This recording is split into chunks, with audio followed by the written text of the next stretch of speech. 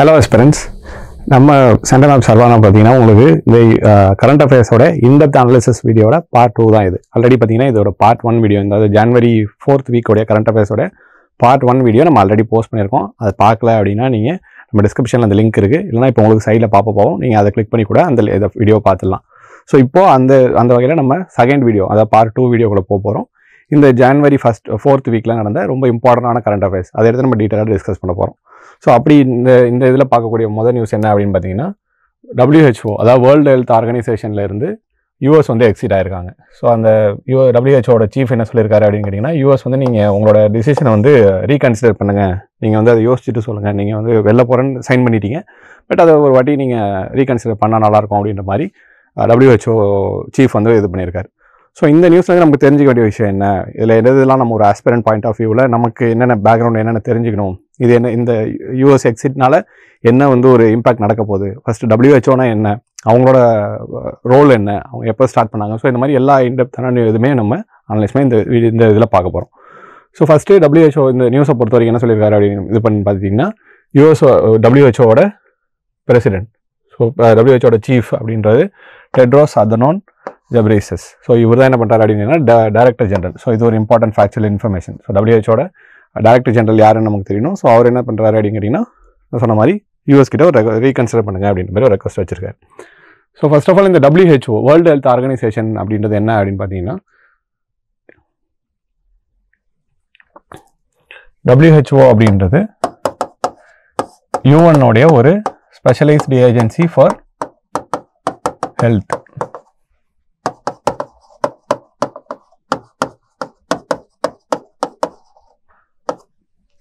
So யூஎனுடைய one of the organisation தான் இந்த WHO வேர்ல்டு ஹெல்த் ஆர்கனைசேஷன் அப்படின்றது.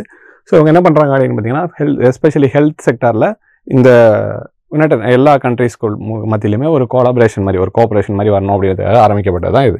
ஸோ இந்த WHO பொறுத்த வரைக்கும் பார்த்தீங்கன்னா 1948 தான் இதை ஸ்டார்ட் பண்ணுறாங்க. எங்கே அப்படின்னு பார்த்தீங்கன்னா ஜெனீவான்ற பிளேஸில் தான் இதோட ஹெட் குவார்ட்டர்ஸ் இருக்குது. ஸோ சுவிட்சர்லாந்தில் இருக்கக்கூடிய ஜெனீவா அப்படின்ற இடத்துல தான் இதோட ஹெட் குவார்ட்டர்ஸ் இருக்குது. ஸோ இங்கே தான் வந்து 1948 ஸ்டார்ட் பண்ணுறாங்க. 1948 ஸ்டார்ட் பண்ணும்போது பார்த்தீங்கன்னா US, UK அதேமாதிரி இந்தியா இவங்க எல்லாருமே ஒரு ஃபவுண்டிங் மெம்பர்ஸாக தான் இருக்காங்க. இதுலேயுமே பார்த்தீங்கன்னா ஆல்மோஸ்ட் வந்து ஒரு 194 மெம்பர்ஸ் வந்து இதில் மெம்பர் கண்ட்ரிஸாக இருக்காங்க.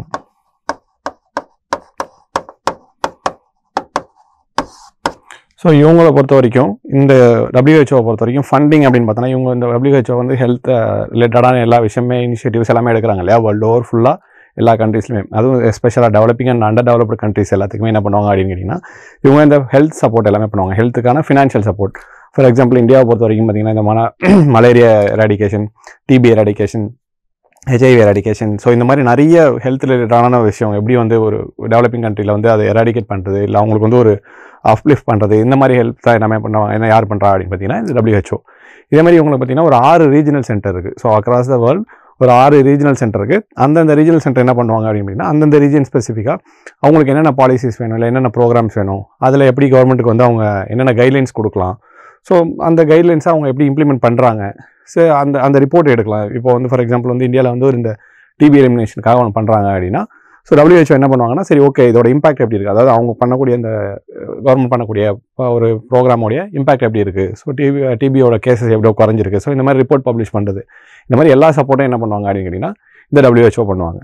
ஸோ இது ஒன் ஆஃப் த கோல்ஸு இந்த WHOவுக்கு. அதேமாதிரி இன்னொரு விஷயம் என்ன அப்படின்னு பார்த்தீங்கன்னா, வேர்ல்டு ஓவரில் இருக்கக்கூடிய எல்லா ஹெல்த் செக்டர் ப்ரொஃபஷனல்ஸையும், ஸோ ஈவன் கவர்மெண்ட்ஸாக இருக்கலாம், எல்லா கண்ட்ரிஸோட கவர்மெண்ட்ஸாக இருக்கலாம், இல்லை கவர்மெண்ட் அஃபிஷியல்ஸாக இருக்கலாம், தென் NGOஸாக இருக்கலாம், இல்லை ஹெல்த் கேர் ப்ரொஃபஷனல்ஸாக இருக்கலாம். ஸோ இவங்க எல்லாரையும் ஒரு இடத்துல கொண்டு வந்து இவங்க எல்லாருக்குமே பார்த்திங்கன்னா ஒரு ட்ரைனிங் மாதிரி, இல்லை அவங்களுக்குள்ளே இருக்கக்கூடிய அந்த நாலேஜ் ட்ரான்ஸ்ஃபர், ஸோ இதெல்லாமே யார் பார்த்துவா அப்படின்னு பார்த்தீங்கன்னா இந்த WHO அகைன் பார்த்துப்பாங்க. அதேமாதிரி பார்த்திங்கன்னா இவங்களோட இன்னொரு அல்டிமேட்டான கோல் என்ன அப்படின்னா, எல்லா பீப்புளுக்கும் வேர்ல்டில் இருக்கக்கூடிய எல்லா பீப்புளுக்கும் ஹெல்த் கேர் சர்வீசஸ்ன்றது அக்சசிபிளாக இருக்கணும், ஸோ அவங்க எல்லாருக்குமே அஃபோர்டபுள் காஸ்ட்டில் அக்சசிபிளாக கிடைக்கணும் அப்படின்றதுமே இவங்களோட அல்டிமேட் கோல். ஸோ அதனால தான் இவங்க மோஸ்ட்டாக பார்த்திங்கன்னா இவங்க ஆப்ரேட் பண்ணுறது எல்லாமே பார்த்திங்கன்னா developing and under developed countries. So இந்த கண்ட்ரீஸில் இவங்களோட ஃபோக்கஸ் எல்லாமே இருக்கும். ஸோ இந்த ப்ரோக்ராம்ஸ்லாம் அவங்க பண்ணுறதுக்கு ஸோ இந்த மாதிரி நிறைய இனிஷியேட்டிவ்ஸ் எல்லாம் பண்ணுறாங்க இல்லையா, ஸோ இதெல்லாமே வந்து அவங்க கொண்டு போகிறதுக்கு அவங்க 2 வகையாக ஃபண்டிங் வந்து அவங்களுக்கு வரும். ஸோ இந்த 2 வகையான ஃபண்டிங் என்ன அப்படின்னு பார்த்தீங்கன்னா, இந்த 194 மெம்பர் கண்ட்ரீஸுமே அவங்க அந்த மெம்பர்ஷிப் ஃபீஸ் மாதிரி ஒன்று பே பண்ணுவாங்க. ஸோ மெம்பர்ஷிப் ஃபீஸ் மாதிரி ஸோ ஆனுவல் கான்ட்ரிபியூஷன். ஸோ ஒரு கண்ட்ரியுமே பார்த்தீங்கன்னா அந்த இதில் WHO மெம்பராக இருக்கிறதுக்கு ஒரு கண்ட்ரிஸும் ஒரு சர்டன் அமௌண்ட் ஆஃப் இது ஃபீஸ் பே பண்ணணும் அப்படின்ற மாதிரி ஒன்று இருக்குது. ஸோ அதை பே பண்ணணும். இன்னொன்று பார்த்தீங்கன்னா வாலண்டரி கான்ட்ரிபியூஷன்ஸ்.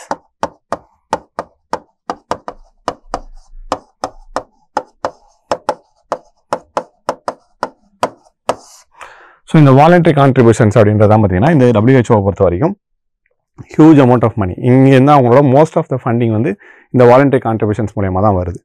அதுலேயுமே இந்த வாலண்டரி கான்ட்ரிபியூஷன்ஸை பொறுத்த வரைக்கும் அவங்களோட லார்ஜஸ்ட் ஃபண்டர் யார் அப்படின்னு பார்த்தீங்கன்னா அகைன் USA தான். பர் இயர் வந்து ஆல்மோஸ்ட் 100 பில்லியன் அமௌண்ட் வந்து பார்த்தீங்கன்னா இந்த US வந்து WHO கொடுத்துட்ருக்காங்க ஃபார் இந்த ஹெல்த் கேர் இது சர்வீசஸ் வந்து வேர்ல்டு ஓவர் ஃபுல்லாக அவங்களோட இது பண்ணுறதுக்காக. ஸோ அப்படி இருக்கக்கூடிய நிலையில் தான் என்ன ஆகுது அப்படின்னு கேட்டிங்கன்னா இந்த WHO இது வரைக்கும் ஈவன் பேண்டமிக்காக இருக்கலாம், இந்த மாதிரி நிறைய விஷயங்களில் இவங்க இந்த ஹெல்த் ரிலேட்டடான விஷயத்தில் இவங்க வேர்ல்டு ஓவராக இவங்களோட ப்ரெசன்ஸ் எல்லாமே இருக்குது. ஸோ இவங்க எல்லா கண்ட்ரிஸ் எல்லா கவர்மெண்ட்ஸுமே ஒரு கைட்லைன்ஸ் மாதிரி ஒரு கைடராக வந்து ஆக்ட் பண்ணிகிட்ருக்காங்க. ஸோ இப்போ இதில் எங்கே பிரச்சனை ஆக ஆரம்பிக்குது அப்படின்னு பார்த்தீங்கன்னா இப்போது இந்த லார்ஜஸ்ட் ஃபண்டர் இல்லையா US. ஸோ US என்ன பண்ணுறாங்க, நாங்கள் WHO விட்டு வெளில போகிறோம் அப்படின்னு சொல்கிறாங்க. ஸோ எங்களுக்கு இந்த WHO வேண்டாம், நாங்கள் இந்த WHO விட்டு வெளில போகிறோம் அப்படின்னு US சொல்லியிருக்காங்க. அதுவும் எக்ஸிக்யூட்டிவ் ஆர்டரை பிரசிடென்ட் டொனால்ட் ட்ரம்ப் சைனும் பண்ணிட்டாரு. இதுக்கான மெயின் ரீசன் என்ன பண்ணுறாங்க, என்ன சைட் பண்ணுறாங்க அப்படின்னு பார்த்தீங்கன்னா எஸ்பெஷலாக ட்ரம்ப் சைட்லேருந்து கோவிட் பேண்டமிக்கை வந்து இவங்க ஒழுங்காக கையாளலை அப்படின்ற மாதிரி சொல்லியிருக்காங்க. ஸோ மெயினாக அந்த கோவிட் நடந்துச்சு இல்லையா, ஸோ கோவிட் டைமில் WHO ஒழுங்காக இதை வந்து அவங்க ப்ராப்பராக மேனேஜ் பண்ணல. ஸோ எல்லா கண்ட்ரிஸ்லையுமே ஒழுங்காக பேசலை. இன்னொன்று முக்கியமான விஷயம், பிரசிடென்ட் டொனால்ட் ட்ரம்ப்போட ஒரு பெரிய இது என்ன அப்படின்னா இதுக்கு முக்கியமான காரணம் சைனா மேலே எந்த ஒரு ப்ரெஷருமே போடல. WHO ரொம்ப லீனியண்ட்டாக இருந்தாங்க. WHO வந்து இதை ஆக்ட் பண்ணுறதுக்குமே இதை வந்து ஒரு பேண்டமிக்காக அறிவிச்சு இதை வந்து ஸ்ப்ரெட் ஆகிறத கண்ட்ரோல் பண்ணுறதுலையுமே ரொம்ப ஸ்லோவாக இருந்தாங்க. அதே மாதிரி இந்த மாதிரி ஒரு பேண்டமிக் ஆரம்பிக்குது, அதுவும் சைனா மாதிரி ஒரு கண்ட்ரிலேருந்து தான் ஆரம்பிக்குது அப்படிங்கும்போது அந்த சைனா மேலே இன்னும் கொஞ்சம் ஹார்ஷாக இல்லாமல் இவங்க என்ன பண்ணுறாங்கன்னா ரொம்ப லீனியண்ட்டாக இருந்தாங்க. இதுக்கு முன்னாடி இந்த WHO சீஃப் வந்து சைனா பக்கம் ரொம்ப ஃபேவராக இருந்தார் அப்படின்ற மாதிரி ஒரு குற்றச்சாட்டு வைக்கிறார். ஸோ இதெல்லாம் தான் எங்களுக்கு மெயின் ரீசன் நாங்கள் இதை விட்டு போகிறோம் அப்படின்ற மாதிரி சொல்கிறாரு. அதே மாதிரி இன்னொரு விஷயம் என்ன சொல்கிறாரு அப்படின்னா இந்த மாதிரி ஒரு கோவிட் பேண்டமிக் இந்த மாதிரி எல்லாத்துக்குமே மெயின் ரீசன் சைனா. பட் அவங்களோட ஃபண்டிங் அப்படின்னு பார்த்தீங்கன்னா ரொம்ப கம்மியாக இருக்குது. US பொறுத்தவரை US கம்பேர் பண்ணும்போது ரொம்ப கம்மியாக இருக்குது. ஆனால் நாங்களே ஏன் அதிகமாக இது பண்ணோம்? ஸோ அவங்க அந்த ரிசர்ச் இதெல்லாம் பண்ணுறது சைனா அதிகமாக பண்ணலாம்ல ஃபண்டிங். நாங்கள் இந்த கோவிட் இந்த மாதிரி நிறைய விஷயத்தெல்லாம் நாங்கள் சஃபர் தான் வரோம், இருந்தும் நாங்கள் எதுக்கு ஃபண்டிங் பண்ணணும் இந்த WHO? ஸோ WHO மேலே எங்களுக்கு ஒரு நம்பிக்கை இல்லை, நாங்கள் இதை விட்டு வெளில போகிறோம் அப்படின்னு சொல்லிட்டு ஓப்பனாக டிக்ளேர் பண்ணி இவங்க வந்து வெளில போகிறாங்க. மெயினாக US வந்து எக்ஸிட் ஃபார்ம் இதில் சைன் பண்ணிட்டாங்க. ஸோ இதில் என்ன பிரச்சனை ஆகுது அப்படின்னு பார்த்தீங்கன்னா இந்த இம்பாக்ட் இதனால் US வெளில போகிறதுனால என்ன இம்பாக்ட் அப்படின்னு பார்த்தீங்கன்னா மெயினாக நான் சொன்ன மாதிரி US தான் WHOட லார்ஜஸ்ட் ஃபண்டர். ஸோ அந்த லார்ஜஸ்ட் ஃபண்டரான USA வெளில போயிட்டாங்க அப்படிங்கும்போது WHOவில் இந்த ஃபண்டிங்கிறது கம்மியாகிடும். ஏன்னா WHO பொறுத்த வரைக்கும் அவங்க நிறைய ப்ரோக்ராம்ஸ் பண்ணிகிட்டு இருக்காங்க இல்லையா. So elimination of communicable diseases,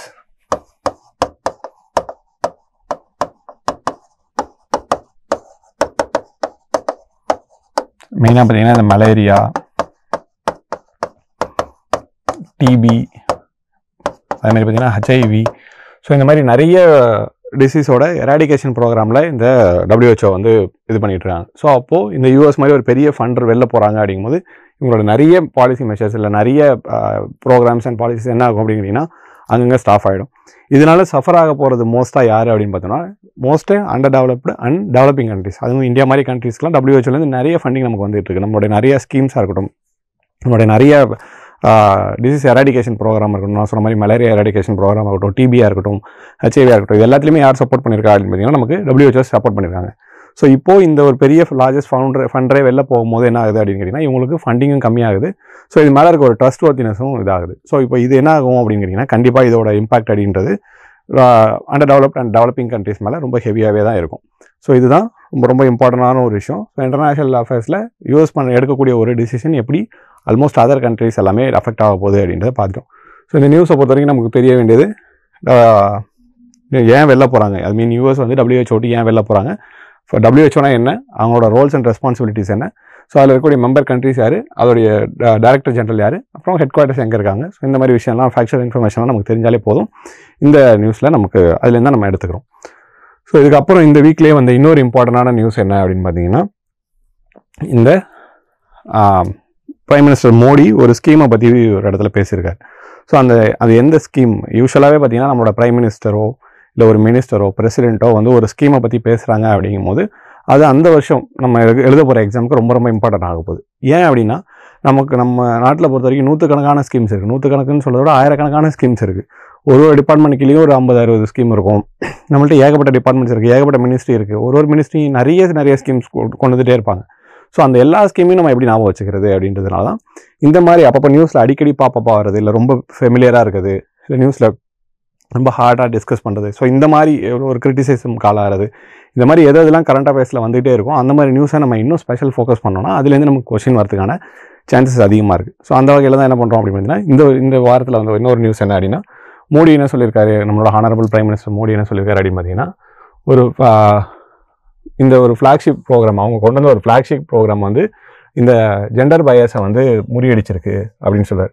so இவர் எந்த ஸ்கீமை பற்றி பேசுகிறாரு அப்படின்னு பார்த்தீங்கன்னா, இந்த பேட்டி பச்சாவோ பேட்டி படாவோ அப்படின்ற ஒரு இனிஷியேட்டிவ் பற்றி தான் இவர் இங்கே பேசியிருக்கார். ஸோ பேட்டி பச்சாவோ பேட்டி படாவோ, அதாவது இதுக்கு என்ன அர்த்தம் அப்படின்னு பார்த்தீங்கன்னா, சேவ் கேர்ள் சைல்ட்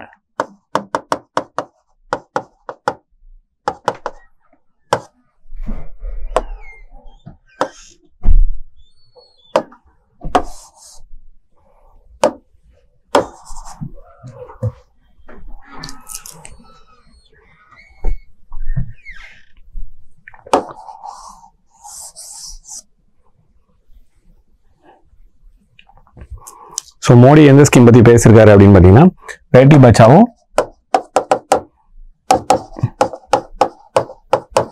பேட்டி படாவோ. ஸோ இதுக்கான அர்த்தம் என்ன அப்படின்னு பார்த்தீங்கன்னா, சேவ் கேர்ள் சைல்ட்,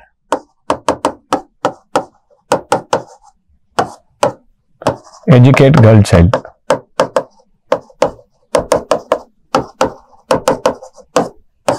ஸோ பெண் பிள்ளைகளை காப்பாற்றுங்க, அவங்கள படிக்க வைங்க. ஸோ இதுதான் அந்த இனிஷியேட்டிவோட ஒரு அல்டிமேட் எய்ம். ஸோ இதுதான் இந்த இதுவும் பேட்டி பச்சாவோ பேட்டி படாவோனா.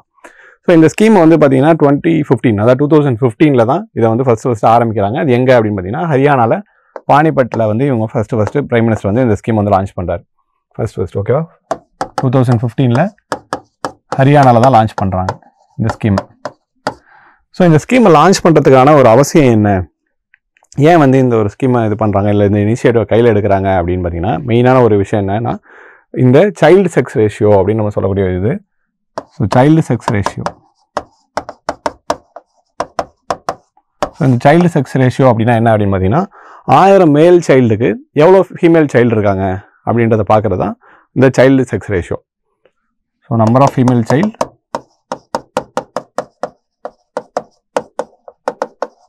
per 1000 மேல் சைல்டு. ஸோ எந்த இதில் வந்து பார்த்தீங்கன்னா, உங்களுக்கு 1000 மேல் சைல்டுக்கு, அதாவது 1000 ஆண் குழந்தைகளுக்கு எத்தனை பெண் குழந்தைகள் இருக்காங்க அப்படின்னு பார்க்குறது தான் இந்த சைல்டு செக்ஸ் ரேஷியோ. ஸோ இந்த சைல்டு செக்ஸ் ரேஷியோவை பொறுத்த வரைக்கும் 2001 சென்சஸ் படி எவ்வளோ இருக்குது அப்படின்னு பார்த்தீங்கன்னா 927 இருக்காங்க. ஐ மீன் 1000 ஆண் குழந்தைகளுக்கு 927 பெண் குழந்தைகள். இந்தியா ஃபுல்லாக ஒரு ஆவரேஜாக எடுத்த சர்வேல இவ்வளோ பேர் இருக்காங்க. அதுவே 2001 சென்சஸ் எடுக்கும்போது என்ன ஆகுது அப்படின்னு கேட்டிங்கன்னா, 2011 சென்சஸில் இது 927 980 குறையுது. ஓகேவா, ஸோ அப்போ சைல்டு செக்ஸ் ரேஷியோன்றது கம்மியாக இருக்குது. அப்போது ஃபீமேல் சைல்டோட இது வந்து ரொம்ப கம்மியாக இருக்குது. இதுக்கு பல ரீசன் இருக்கலாம். ஏன்னா வந்து நிறைய பேரண்ட்ஸ் வந்து ஃபீமேல் சைல்டு விரும்ப மாட்டாங்க. ஸோ இன்னும் பெண் சிசு கொலைகள், அதாவது ஃபீமேல் இன்ஃபான்டிசைட்லாம் நிறைய கண்ட்ரீஸில் இருக்குது. ஸோ நிறைய ஸ்டேட்ஸில் இந்தியாவில் இருக்குது. ஸோ இந்த மாதிரிலாம் விஷயம் இருக்கிறனால தான் என்ன ஆச்சு அப்படின்னு கேட்டிங்கன்னா, இது குறைஞ்சிருக்கு. ஐ மீன் சைல்டு செக்ஸ் ரேஷியோன்றது கம்மியாக இருக்குது அப்படின்றத கவர்மெண்ட் கண்டுபிடிக்கிறாங்க. ஸோ அதுக்கு என்ன பண்ணுறாங்க அப்படின்னு கேட்டிங்கன்னா, இதை நம்ம வந்து இம்ப்ரூவ் பண்ணணும், இந்த சைல்டு செக்ஸ் ரேஷியோவை இம்ப்ரூவ் பண்ணுன்றது அவங்களோட அல்டிமேட் கோல். இதுக்காக ஆரம்பிக்கப்பட்டதான் என்ன அப்படின்னு பார்த்தீங்கன்னா, இந்த பேட்டி பச்சாவோ பேட்டி படாவோ ஸ்கீம். ஸோ இந்த பேட்டி பச்சாவோ பேட்டி படாவோ ஸ்கீம் பார்த்தீங்கன்னா ஒரு 3 மினிஸ்ட்ரியோட ஒரு ஜாயின்ட் இனிஷியேட்டிவ் தான் அதை ஆரம்பிக்கிறாங்க. எந்த ஒரு தனிப்பட்ட மினிஸ்ட்ரி இல்லாமல் 3 மினிஸ்ட்ரிஸ் ஆரம்பிக்கிறாங்க. அது எதுன்னு பார்த்தீங்கன்னா, ministry of women and child development,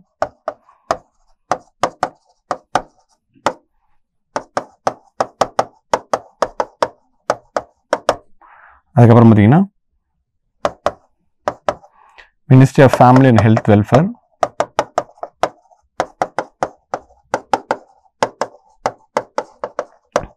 then Ministry of Human Resource and Development. HRD. So இந்த 3 மினிஸ்ட்ரியோட ஒரு ஜாயின்ட் இனிஷியேட்டிவாக தான் இந்த ஸ்கீம் வந்து இந்தியாவில் லான்ச் பண்ணாங்க 2015. ஸோ இதோட அல்டிமேட் கோல் என்ன அப்படின்னு பார்த்தீங்கன்னா இந்த ஸ்கீமை பொறுத்த வரைக்கும் இவங்க ஒரு 3 அல்டிமேட் கோல் வச்சுருக்காங்க. ஒன்று first pre conception and prenatal diagnostics technique act. அதாவது கருவில் இருக்க குழந்தை ஆனா பெண்ணான்னு பார்க்கக்கூடிய இந்த விஷயம் இருக்கு இல்லையா, ஸோ அதை வந்து தடுக்கிறாங்க. ஃபஸ்ட்டு அதை கம்ப்ளீட்டாக பேன் பண்ணுறாங்க. அதுதான் நம்ம இந்த pre conception and prenatal diagnostic techniques ஆக்ட்னு போகிறோம். ஸோ இந்த ஆக்ட் மூலமாக என்ன பண்ணுறாங்க, இதை வந்து கம்ப்ளீட் பேன் பண்ணுறாங்க. இந்த சிசு கொலைகளை கொள்றோம்னா ஃபஸ்ட்டு ஆனா பொண்ணா அவங்க கருவிலே பார்த்தா தான் முடியும் இல்லையா, ஸோ அங்கேயே நம்ம எராடிகேட் பண்ணணும் அப்படின்னு சொல்லிட்டு அதை ஃபஸ்ட்டு இது பண்ணுறாங்க. அதுக்கப்புறம் ரெண்டாவதாக என்ன பண்ணுறாங்க அப்படின்னு கேட்டிங்கன்னா இன்ஸ்டியூஷனல் டெலிவரிஸ். இப்போ நிறைய குழந்தைகள் வந்து நிறைய குழந்தை ஹாஸ்பிட்டலில் பிறக்காமல் வீட்டில் அங்கேயே பிறக்கனால தான் என்ன ஆகுதுன்னு கேட்டிங்கன்னா குழந்தை பிறந்ததுக்கப்புறம் அதை கொள்றதுக்கான வாய்ப்புகள்லாம் இருக்குது இல்லையா. ஸோ அப்போது இன்ஸ்டியூஷனல் டெலிவரிஸை அதிகப்படுத்தணும் அப்படின்ற ஒரு மைண்ட் செட்டுக்கு வராங்க. ஸோ இன்ஸ்டியூஷனல் டெலிவரிஸ் அப்படிங்கும்போது நீங்கள் ஆட்டோமேட்டிக்காக ஹாஸ்பிட்டல்ஸில் வந்து இந்த குழந்தை பிறக்கிறது அந்த டெலிவரி நடக்கிறது. ஸோ அப்போது நீங்கள் கண்டிப்பாக அங்கே உங்களுக்கு இந்த க்ரைம் பண்ணுறதுக்கான சான்சஸ்ன்றது ரொம்ப கம்மியாகவே இருக்கும். ஸோ அது ஒரு இதாக கொண்டு வராங்க, அது ஒரு ஃபேக்டராக கொண்டு வராங்க. இன்னொன்று இன்ஸ்டியூஷனல் டெலிவரி. அதுக்கப்புறம் ஃபைனலாக பார்த்தீங்கன்னா கிராஸ் என்ரோல்மெண்ட் ரேஷியோ. அதாவது விமன் சில்ட்ரன் வந்து அடுத்த லெவல் ஹையர் லெவல் ஆஃப் எஜுகேஷனில் அவங்க வந்து 10th முடிச்சிட்டாங்கன்னா அடுத்து 12th இதே ஸ்டூடெண்ட்ஸ் இப்போ 1000 பெண் குழந்தைங்க படிக்கிறாங்கன்னா இந்த 1000 பேரும் அடுத்து திருப்பி போகிறாங்களா அதை என்ஷூர் பண்ணுறதுக்காக இந்த கிராஸ் என்ரோல்மெண்ட் ரேஷியோமே இன்க்ரீஸ் பண்ணணும் அப்படின்ற மாதிரி இந்த 3 காம்பனண்டோட தான் இந்த ஸ்கீமை ஆரம்பிக்கிறாங்க மெயினாக. ஸோ இதுக்காக என்னென்ன பண்ணுறாங்க அப்படின்னு பார்த்தீங்கன்னா நான் சொன்ன மாதிரி ஃபஸ்ட்டு இந்த ப்ரீ நேட்டல், அதாவது நீங்கள் வந்து பெண் இதாக இல்லையான்னு பார்க்கறத கம்ப்ளீட்டாக பேன் பண்ணிட்டாங்க. அப்புறம் உங்களுக்கு இன்ஸ்டியூஷனல் டெலிவரி, இதுக்கு ஃபஸ்ட்டு ட்ரிமஸ்டரில், அதாவது குழந்தை உருவான உடனே ஃபஸ்ட்டு ட்ரிமஸ்டரில் அந்த எல்லாருமே வந்து ரிஜிஸ்டர் பண்ணணும் அப்படின்ற அதையுமே வந்து இன்க்ரீஸ் பண்ண பார்க்குறாங்க, அதையுமே பூஸ்ட் பண்ணுறாங்க. ஸோ ஆஷா ஒர்க்கர்ஸ் இந்த மாதிரி வந்து அவங்களாம் யூஸ் பண்ணி என்ன பண்ணுறாங்க அப்படின்னு கேட்டிங்கன்னா அதையுமே வந்து இம்ப்ரூவ் பண்ணுறாங்க. ஸோ இந்த ஸ்கீமை பற்றி ஏன் இப்போ மோடி பேசியிருக்காரு அப்படின்னு பார்த்தீங்கன்னா முக்கியமாக 2015 ஆரம்பித்த ஸ்கீமு இப்போ 2025. ஸோ 10 years ஆகிடுச்சு இல்லையா. ஸோ 10 years ஆனதுனால தான் இதோட அச்சீவ்மெண்ட்ஸ் எல்லாமே பேசுகிறதுக்காக தான் இதை வந்து ஒரு இதுக்காக கொண்டு வந்திருக்காங்க. ஸோ இந்த ஸ்கீமோட ஒரு சக்ஸஸ் இதுக்காக தான் ஒரு இது பேசும்போது தான் இந்த டேட்டாலாம் அவங்க சொல்கிறாங்க. இதுதான் நமக்கு நியூஸ்லேயும் கொடுத்துருக்காங்க. ஸோ இந்த ஒரு இனிஷியேட்டிவ் கீழே பார்த்தீங்கன்னா ஆல்மோஸ்ட் ஒரு 20 டிஃப்ரெண்ட் ஸ்கீம்ஸ் எல்லாமே ஒன்றா ஒர்க் பண்ணால் மட்டும்தான் என்ன ஆக முடியும் அப்படின்னு கேட்டிங்கன்னா இது வந்து இந்த ஸ்கீம் சக்ஸஸ் ஆகிருக்க முடியும் இல்லையா. ஸோ அப்போ 20 ஸ்கீம் அப்படின்னு சொல்லும்போது ஆல்ரெடி உங்களுக்கு 3 மினிஸ்ட்ரி சேர்ந்து வேலை பார்க்குறாங்க. ஸோ 3 மினிஸ்ட்ரியோட ஜாயின்ட் இனிஷியேட்டிவ் தான் ஆரம்பிச்சிருக்காங்க. இந்த பேட்டி பச்சாவோ பேட்டி படாவோ வந்து ஒரு என்ஹான்ஸ் பண்ணோம், இல்லை வந்து இதை வந்து அடுத்த இதை சக்ஸஸ் பண்ணோம் அப்படின்னா ஆல்மோஸ்ட் ஒரு 20 நான் சொல்கிற மாதிரி வந்து ஒரு ஸ்கீம்ஸ் எல்லாமே இது பண்ணோம். ஃபார் எக்ஸாம்பிள் ஜனனி சுரக்ஷா யோஜனா இருக்கலாம், ஜனனி சிசு சுரக்ஷா பாலக்கிரம் அப்படின்ற ஒரு ஸ்கீம் இருக்கலாம், மிஷன் இந்திரதனுஷ் அதாவது நம்மளோட வேக்சினேஷன், இந்த மாதிரி நிறைய ஸ்கீம்ஸ் என்ன அப்படின்னு பார்த்தீங்கன்னா இந்த எல்லாமே சேர்ந்து தான் இந்த பேட்டி பச்சாவை இந்த அளவுக்கு ஒரு சக்ஸஸாக கொண்டு வந்திருக்காங்க. ஸோ இதில் ஃபேக்சுவல் டேட்டாவை நமக்கு என்ன கொடுத்துருக்காங்க அப்படின்னு பார்த்தீங்கன்னா இந்த பேட்டி பச்சாவோ ஸ்கீம் வந்ததுக்கப்புறம் ஸோ இந்த 2011 918 இருந்தது இல்லையா நம்மளுடைய சைல்டு செக்ஸ் ரேஷியோ, இது என்ன இருக்குது அப்படின்னு பார்த்தீங்கன்னா 930 2023-24 மாறி இருக்கு. ஸோ அப்போது 23 930 மாறி இருக்கு. ஸோ இதுவே ஒரு பெரிய சக்ஸஸ் இல்லையா. நம்ம ஆல்மோஸ்ட் ஒரு 12 இது அதிகமாகிருக்கும். ஸோ இதுக்கு முன்னாடி இந்தியாவில் 2001 ஒரு 1000 குழந்தை மேல் குழந்தைக்கும் ஆண் குழந்தைக்கும் 918 பெண் குழந்தைகள் இருந்திருக்காங்க. ஆனால் இப்போ நேஷனல் ஆவரேஜ் எவ்வளோ இருக்குது, 930 இருக்குது. ஸோ இதுவுமே ஒரு பெரிய சாதனையிலே ஒரு 12 இது இன்க்ரீஸ் பண்ணியிருக்காங்க, அதுவும் வித்தின் ஒரு 5-10 இயர்ஸில். ஸோ அது ஒரு பெரிய பிகஸ்ட் அச்சீவ்மெண்ட். அதே மாதிரி பார்த்தீங்கன்னா இதில் இன்னொன்று cross enrolment ratio at secondary level, அதாவது ஸ்கூல் ஸ்டூடெண்ட்ஸ் வந்து ப்ரைமரி லெவல்லேருந்து அடுத்து செகண்டரி லெவல் போகிறாங்க இல்லையா. ஸோ ஹையர் செகண்டரிலாம் ஸோ அந்த லெவல் பார்த்தீங்கன்னா 75%லேருந்து 78% மாறி இருக்குது. ஸோ அதுவுமே இன்க்ரீஸ் ஆகிருக்கு. ஜிஆர் கிராஸ் என்ரோல்மெண்ட் ரேஷியோவுமே இன்க்ரீஸ் ஆகிருக்கு. அதுக்கப்புறம் பார்த்தீங்கன்னா அதேமாதிரி அவங்களுடைய இன்னொரு இது என்னென்னா இன்ஸ்டியூஷனல் டெலிவரிஸ், ஹாஸ்பிட்டலில் இல்லை இந்த மாதிரி ஒரு ப்ரைமரி ஹெல்த் கேரில் இந்த மாதிரி இடத்துல ஒரு இன்ஸ்டியூஷனில் பார்க்கக்கூடிய அந்த டெலிவரிஸ்மே பார்த்தீங்கன்னா ஃப்ரம் 61%லேருந்து 91% மாறி இருக்குது. ஸோ இதுவுமே வந்து ஒரு பயங்கர ஒரு இது இவங்களோட ஒரு சக்ஸஸ் தான். அதே மாதிரி பார்த்தீங்கன்னா ஃபஸ்ட்டு ட்ரிமஸ்டரில் ரெஜிஸ்டர் பண்ணுறது, ப்ரெக்னென்ட் ஆன உடனே வந்து அங்கே லோக்கலில் இருக்க அங்கன்வாடிஸில் இந்த மாதிரி ரெஜிஸ்டர் பண்ணுறாங்க இல்லையா. ஸோ அந்த எண்ணிக்கையுமே பார்த்தீங்கன்னா உங்களுக்கு 61%லேருந்து 80% இருக்குது அப்படின்ற மாதிரி மோடி ஆனரபிள் பிரைம் மினிஸ்டர் பார்த்தீங்கன்னா ஒரு மீட்டிங்கில் சொல்லியிருக்காரு. ஸோ அப்போ அவர் சொன்னதுலேருந்து நமக்கு இந்த நியூஸில் நம்ம பார்க்கக்கூடிய இம்பார்ட்டண்டான விஷயங்கள் என்னென்ன அப்படின்னு பார்த்தீங்கன்னா பேட்டி பச்சாவோ பேட்டி படாவோ ஸ்கீம்னா என்ன, அது எதுக்காக கொண்டு வரப்பட்டாங்க, அதோட பேக்ரவுண்ட் என்ன, ஏன் வந்துச்சு, ஃபஸ்ட்டு மெயினுனா எந்த வருஷம் கொண்டு வந்தாங்க, அது எந்த டிஸ்ட்ரிக்டில் எந்த ஸ்டேட்டில் ஃபஸ்ட்டு இம்ப்ளிமெண்ட் பண்ணாங்க அப்படின்றத பார்க்கணும். அதேமாதிரி பார்த்தீங்கன்னா இப்போ கரண்ட்டாக இது எத்தனை டிஸ்ட்ரிக்டில் ஆக்டிவாக இருக்குது அப்படின்னு பார்த்தீங்கன்னா ஆல்மோஸ்ட் ஒரு 400+ டிஸ்ட்ரிக்ஸில் இந்த ஸ்கீம்ஸ் வந்து ஒர்க் ஆகிட்டுருக்கு. ஸோ 400+ டிஸ்ட்ரிக்ஸில் இது வந்து ஒர்க் ஆகிட்டுருக்கு, அந்த விஷயமும் நமக்கு தெரியணும். அதுக்கப்புறம் பார்த்தீங்கன்னா இது ஒரு 3 மினிஸ்ட்ரியோட ஜாயின்ட் இனிஷியேட்டிவ். அது எந்தெந்த மினிஸ்ட்ரின்னு தெரியணும். அதேமாதிரி இந்த ஸ்கீம் சக்ஸஸ் ஆகிறதுக்கு வேறு என்னென்ன ஸ்கீம்லாம் வந்து ஹெல்ப்ஃபுல்லாக இருக்குது அப்படின்றதும் நமக்கு தெரிஞ்சிடும். ஸோ இதுதான் ஓவரால் கம்ப்ளீட் இன்ஃபர்மேஷன் இந்த நியூஸை பொறுத்த வரைக்கும். இந்த பிரைம் மினிஸ்டர் ஸ்பீச்லேருந்து நமக்கு ஒரு ஆஸ்பிரண்ட்டுக்கு ஒரு எக்ஸாம் பாயிண்ட் ஆஃப் வியூவில் நமக்கு தேவைப்படக்கூடிய இன்ஃபர்மேஷன் அப்படின்னு பார்த்தீங்கன்னா இது எல்லாமே தான். ஸோ இந்த மாதிரி உங்களுக்கு நிறைய கரண்ட் அஃபேர்ஸ் ரிலேட்டடான ஒரு இன்டெப்த் அனலைசஸ் வேணும் அப்படின்னு நினச்சிங்கன்னா நம்மளோட சேனலில் சப்ஸ்கிரைப் பண்ணிக்கோங்க. இதே மாதிரி வீடியோஸை கண்டினியூவாக உங்களுக்கு வந்துகிட்டே இருக்கும். So all the best. Send a map. You dare to dream, we care to accomplish.